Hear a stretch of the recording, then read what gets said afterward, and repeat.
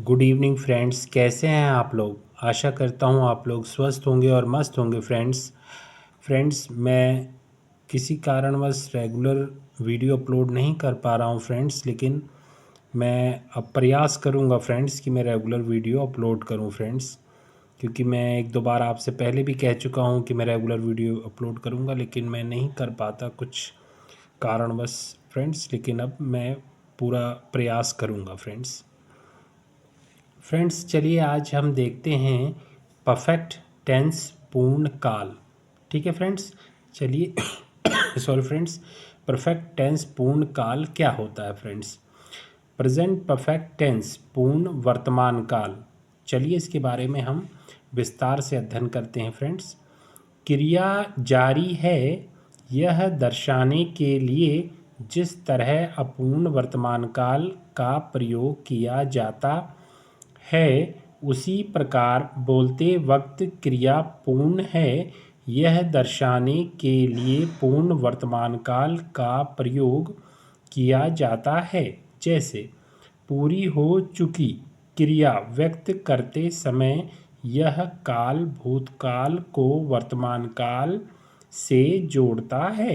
कैसे जोड़ता है फ्रेंड्स, चलिए आगे हम धीरे धीरे विस्तार पूर्वक समझेंगे फ्रेंड्स। ध्यान दीजिए, पूर्ण पूर्ण वर्तमान काल के हिंदी वाक्यों में क्रिया के बाद में चुका है, चुकी है, चुके हैं ये शब्द या क्रिया के अंत में या ई ए ऐसे अक्षर और क्रिया के बाद में हैं हूँ ये शब्द होते हैं। जैसे वह आया है, ध्यान दीजिएगा, वे आए हैं, तुम आए हो, मैं यह समझ गया हूँ। ठीक है फ्रेंड्स, किस प्रकार के वाक्य होते हैं ये आपकी समझ में आ गया। चलिए आगे देखते हैं। रचना देखिए, कर्ता यानी सब्जेक्ट काम करने वाला plus have and has plus क्रिया का तीसरा रूप। ठीक है फ्रेंड्स, क्रिया के तीसरे रूप के बारे में जानकारी अगले अध्याय में दी गई है। ठीक है फ्रेंड्स, अब ध्यान दीजिए, हैव और हैज़ का फर्क देखिए। एक वचन शब्द के साथ हैज़ का प्रयोग होता है, परंतु आई और यू के साथ एक वचन होने पर भी हैव आता है। बहुवचन शब्दों के साथ हैव आता है।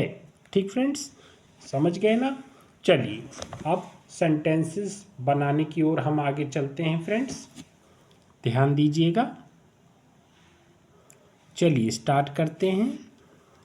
इसका इसका अर्थ यह है कि ही शी इट राम श्याम के साथ हैज़, आई और यू के साथ हैव और वी दे पीपल आदि के साथ हैव आता है। समझ गए फ्रेंड्स। चलिए आगे ध्यान देते हैं फ्रेंड्स, आगे देखते हैं सेंटेंसेस।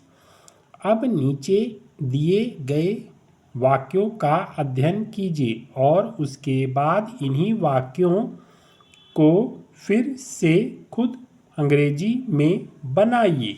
ठीक है फ्रेंड्स, अभ्यास के लिए चलिए स्टार्ट करते हैं।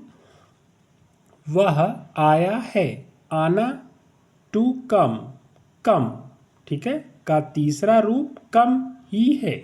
समझे, जैसे ही हैज़ कम, करता क्या है, ही करता है, काम करने वाला।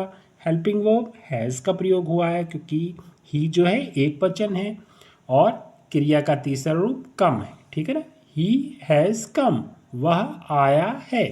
ठीक उसी प्रकार आगे देखते हैं। वे आए हैं, दे हैव कम, मैं आया हूँ, आई हैव कम, तुम आए हो, यू हैव कम। ठीक है फ्रेंड्स, चलिए आगे देखते हैं। मैंने यह किताब पढ़ी है, I have read this book, मैंने उसे पत्र भेजा है, I have sent him a letter. मैंने उसकी अनुमति ली है। I have taken his permission. ठीक है फ्रेंड्स, चलिए आगे देखते हैं।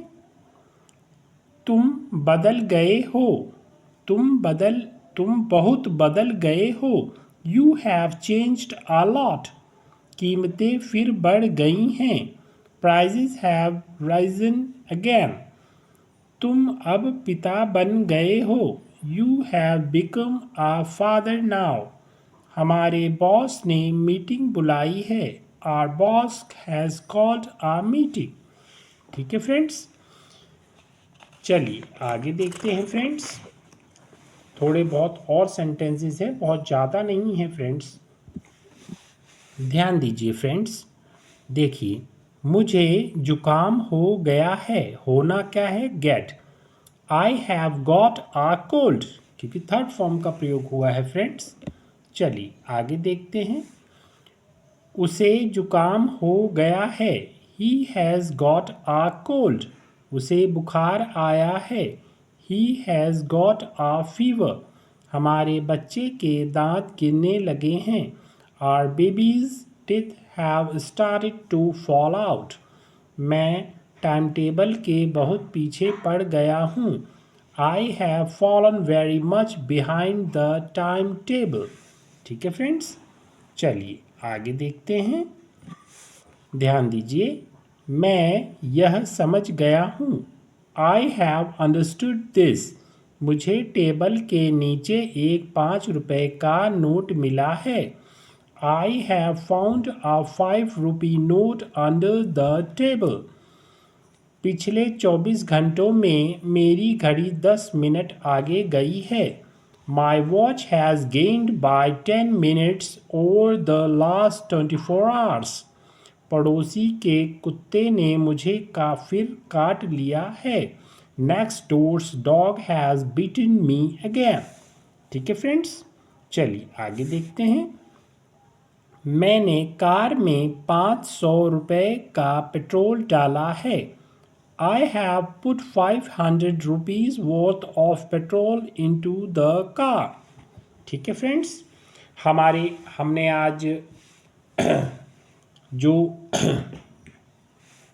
सेंटेंसेस किए हैं फ्रेंड्स, आप इनको अपनी नोट कॉपी में नोट कर लीजिए और इसका खूब मन लगाकर अभ्यास कीजिए फ्रेंड्स। और अगर कोई प्रॉब्लम आती है तो आप कमेंट बॉक्स में कमेंट करिएगा फ्रेंड्स, उसका सॉल्यूशन किया जाएगा फ्रेंड्स। ठीक है फ्रेंड्स, इस बुक्स में बहुत ही बेसिक तरीके से समझाया गया है फ्रेंड्स। बस आप इसमें ध्यान देने की आपको आवश्यकता है फ्रेंड्स। आपकी जो नींव है वो काफ़ी मजबूत हो जाएगी फ्रेंड्स, और आगे चल के आप अच्छी तरीके से इंग्लिश में स्पीकिंग भी कर सकेंगे। ठीक है फ्रेंड्स, आपका दिन शुभ हो फ्रेंड्स। धन्यवाद।